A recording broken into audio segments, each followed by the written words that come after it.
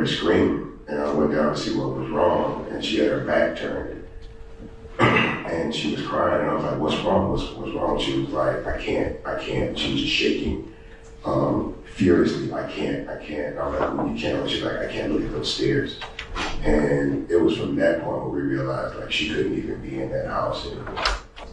And has it been hard on causing strain in our relationship? It is because, you know, there are times where she gets closed off.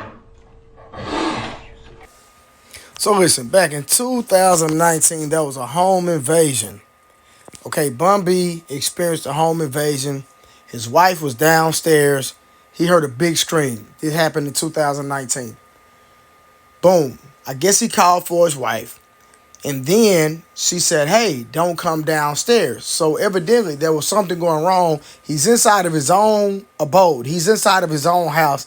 And his wife saying, do not come downstairs because somebody had ring the doorbell. And she thought it was somebody dropping off a package, like an Amazon person dropping off a package. But it was an actual home invasion. Somebody coming to violate them in whatever fashion. So the guy had a gun on him. She said, don't come downstairs. He's going to kill me. So Bun B, for whatever reason, still proceeded to come downstairs. But by the time he came downstairs, the young man was inside of the garage. Bun B proceeded to the garage. The young man was inside the car.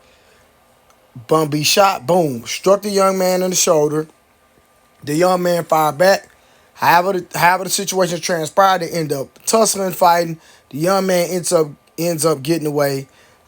If I'm not mistaken, the next day or the same day, however it happened, the young man ended up going to the hospital, getting treated for his gunshot wound in the shoulder. That's how he was apprehended. He ended up getting caught. But my issue is this is the black community talking about that he is wrong for taking a stand in court. Someone violated his house, violated his abode where his wife stayed and his kids stay. And this man has an opportunity to let this young man pay for his sins. Okay? Yeah, I'm going to use the word sins. Because it was a sin what this young man did. Not trying to be all religious, not trying to go that route. But at the end of the day, this young man sit up here and violated this home. And the black people, we are so messed up in the head that we want to say that Bun B is a snitch for getting on the stand and going to court and testifying against the young man that violated his home, that terrified his wife, had his wife at gunpoint, could have took her life, could have took his life.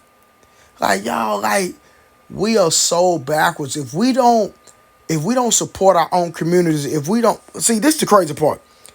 Black people, we cry about the police. But then when we are victimized, when there's vandalism in our communities, we are not going to be the ones that seek justice or going to be the one that take care of the situation that transpire amongst our people.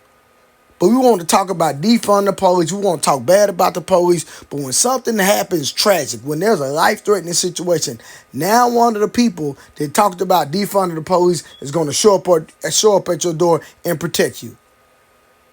But this is how far gone we are, that this man can't even go to court to seek justice for an experience that he had with him and his family, protecting his family, him and his wife, because it is so-called, quote-unquote, snitching. I am tired of the black community. It is getting on my nerve. For the life of me, I don't understand our people. This code that we're living by, it is toxic. It is nonsense. And we have to, if we're going to progress on any level, we got to get rid of this hip-hop culture and the mindset that's attached to it. Y'all tell me what y'all think. Like, share, and please leave a comment.